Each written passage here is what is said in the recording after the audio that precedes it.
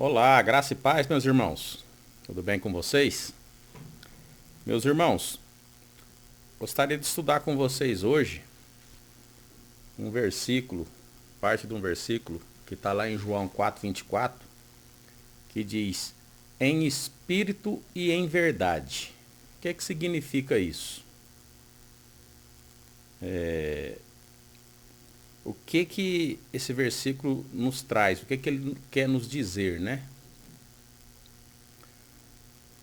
O versículo completo é assim, João 4:24.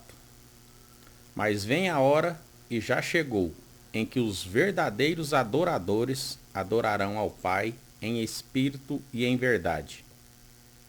Porque são esses que o Pai procura para seus adoradores. Deus é espírito, e importa que os seus adoradores o adorem em espírito e em verdade. O que isso quer dizer, meus irmãos? A Bíblia nos diz que o Espírito Santo, ele olha o que está no nosso coração, né? As nossas intenções. Isso nos remete ao pensamento de que aos olhos de Deus nada está encoberto. Não adianta a gente demonstrar uma coisa, demonstrar uma atitude, se temos outra intenção em nosso coração. Agindo desse jeito, a gente pode convencer as pessoas, convencer o homem, mas a gente não engana a Deus. Deus está olhando o nosso coração, a nossa intenção. Então, se a gente está dizendo que adora a Deus, a gente tem que fazer isso em espírito e em verdade.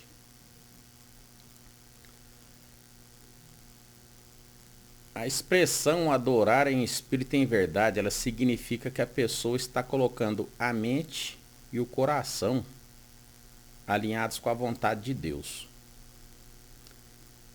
Não está apenas realizando um ato religioso, mas ele está verdadeiramente honrando a Deus em suas atitudes e no seu modo de vida. Aquele negócio, né?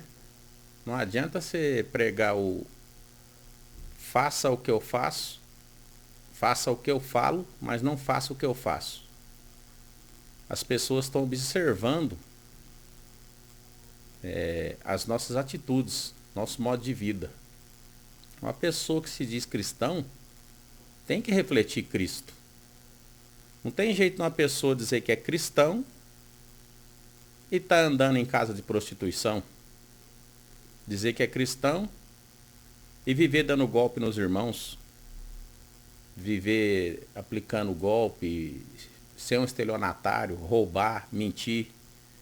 Essa pessoa está usando o santo nome em vão, né? Fazendo isso.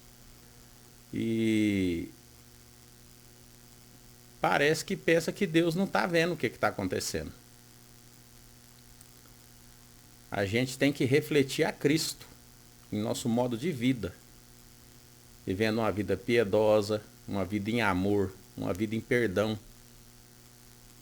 Nos aproximando o máximo possível da pessoa de Cristo.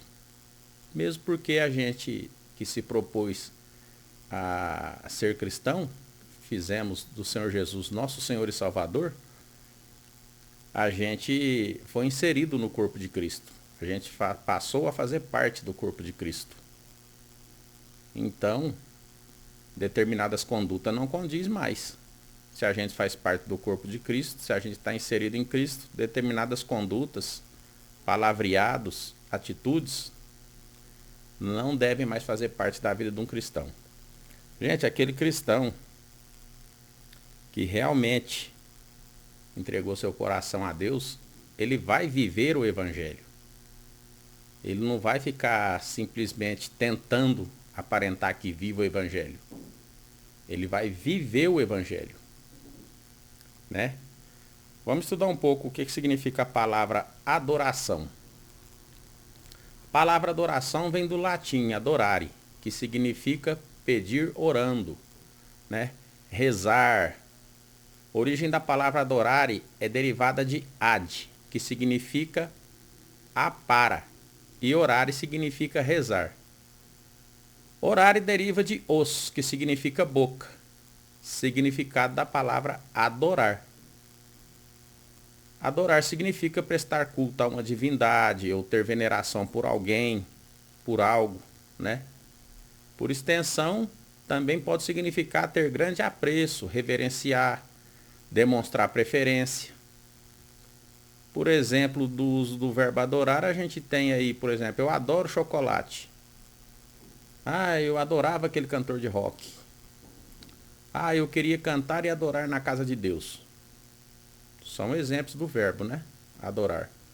E palavras relacionadas a adorar, a palavra adoração vem do latim adoratio, que tem sua raiz nos termos ad oro, e no hebraico a palavra adoração é avodar, que significa servir, serviço, trabalhar. Guarda isso. Quero ler o trecho de um livro aqui. Esse livro é o livro Adoração. O autor é o Norvel Ayers. Tem uma parte interessante aqui nesse livro. Diz assim, ó. Ele está contando a história aqui de quando ele foi num domicílio orar para tirar o demônio de uma criança. Ele diz que sempre que chega na casa das pessoas, ele faz duas perguntas. A primeira é, ele fez lá, né, no caso, né, para essa família, quando ele chegou lá. Vocês adoram a Deus nesta casa? Quase todos disseram, nós frequentamos a igreja. Aí ele disse, não lhes perguntei isso. Vocês adoram a Jesus nessa casa? Repetiu a pergunta. Aí responderam, Sr. Ayers, somos membros da igreja há muito tempo e amamos a Deus há muito tempo. Aí ele novamente perguntou. Não foi isso que eu perguntei. Vocês adoram a Jesus nessa casa? Nessa altura do campeonato ele já sabia que se eles adorassem a Deus, eles teriam dito, glória a Deus, sim, adoramos sim. Então ele fez outra pergunta. Vocês entregam o dízimo nesta casa? Para quem não sabe, gente, o dízimo é uma forma de adoração, viu? A gente adora a Deus com os nossos bens, com o nosso trabalho, com o nosso dinheiro, para dessa forma expandir o reino de Deus. Ele pergunta, vocês entregam dízimo nesta casa? Aí as pessoas retrucaram, um tentou explicar, um tentou argumentar. Aí ele disse, eu não vim para vocês pagarem para mim, nem quero saber o que vocês pensam sobre isso. Me diga apenas se vocês entregam o dízimo nessa casa. Aí um dos moradores, bem, essa é a minha ideia, e tentam explicar seu ponto de vista. Aí ele já viu logo que a pessoa não entrega o dízimo. Aí ele continua. Deixe-me ver se entendi. Vocês não adoram a Jesus e não entregam o dízimo, mas querem que eu entre na sua casa e tente convencer a Deus de curar o seu filho. É isso mesmo? Isso aí traz um ponto de reflexão para a gente. Se Deus está dizendo que importa que aqueles que o adorem em espírito e em verdade, não adianta a gente ficar simulando uma adoração dentro de uma igreja. Sentar num banco, levantar os braços, ficar lá, com os braços levantados, cantando, mas com a cabeça e o coração em outro lugar. Isso é uma adoração vã, a gente está perdendo o tempo ali. Deus está vendo o coração, a intenção. E se a pessoa não elevar a sua consciência a esse nível, essa pessoa vai ter sérios problemas. Uma pessoa que vai achar que está salva e de repente nem está salva. Pessoa que vai ser facilmente levada por qualquer doutrina. Qualquer coisa essa pessoa vai estar seguindo. Importa que adoremos a Deus em espírito e em verdade. Vou contar um testemunho para vocês aqui. Como alguns aí sabem, eu trabalho na área do direito, eu sou advogado. E fiquei pensando uma vez, né? Sobre aquela passagem lá que Jesus dizia que se alguém olhasse para uma mulher e desejasse ela em seu coração, ele já tinha adulterado. Falei, rapaz, será? Aí fui raciocinar com pensamento jurídico. Analisar, né, a questão juridicamente. Falei, se eu seguir essa linha de pensamento, de olhar para uma pessoa e desejar ela, eu já ter adulterado no meu coração. Se eu aplicar em outras áreas, se eu olhar para uma pessoa e desejar matar ela, eu cometi homicídio. Se eu olhar para um bem e desejar roubá-lo, eu cometi um roubo. Juridicamente isso é impossível. Aí eu comecei a orar ao Espírito Santo para ele me ensinar e me explicar isso. Porque eu não estava entendendo isso com o meu raciocínio humano, lógico, jurídico. E ficava, não pode. Não tem lógica isso. Um belo dia, durante uma oração, o Espírito Santo deu uma nota assim no meu testemunho interior, foi claro. Em espírito e em verdade. Rapaz, veio como uma flecha no meu coração. Falei, eita pai, entendi. Então não adianta eu ficar fingindo aqui, olhando para uma mulher, desejando ela no meu coração. Para as pessoas, elas não estão vendo nada. Tá tudo normal, mas Deus está vendo o meu coração. Então não adianta eu estar falando da boca para fora e ter outra intenção guardada no meu coração para com Deus. Porque Ele conhece tudo.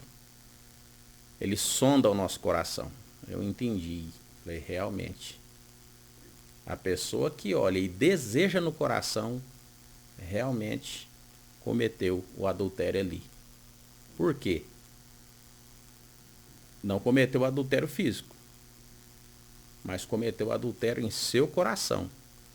Não matou uma pessoa fisicamente, mas cometeu o homicídio no seu coração. E assim em várias áreas. Aí o Espírito Santo me revelou isso, veio como uma flecha certeira. Eu falei, pai, entendi. Então realmente, em espírito e em verdade. Meus irmãos, esse foi um estudo para a gente estar analisando essa questão, para a gente estar verificando o nosso coração, né? Para a gente estar meditando a respeito disso. Para a gente não estar indo para a igreja de uma forma vã, sem reverência, né? Simplesmente esquentando o banco de igreja. Não é isso que Deus tem para nós e não é isso que Deus quer de nós, tá bom? Vamos ficar com essa palavra hoje e vamos orar. Pai, eu te dou graças, Senhor, por esse estudo, por essa revelação, Pai, por trazer, Pai, a consciência e nos ensinar, Pai, o que o Senhor deseja, o que o Senhor espera, o que o Senhor quer de nós, para que a gente possa andar segundo os seus estatutos, segundo os seus desejos, segundo os seus mandamentos. Te agradecemos, Espírito Santo, por nos ensinar, por nos direcionar. Te agradecemos, Senhor Jesus, pelo seu ministério, pela graça concedida a nós. Te agradecemos, Pai, pela bênção. E por tudo, Pai, te damos graça em nome de Jesus. Amém, Senhor. Até o próximo vídeo, gente.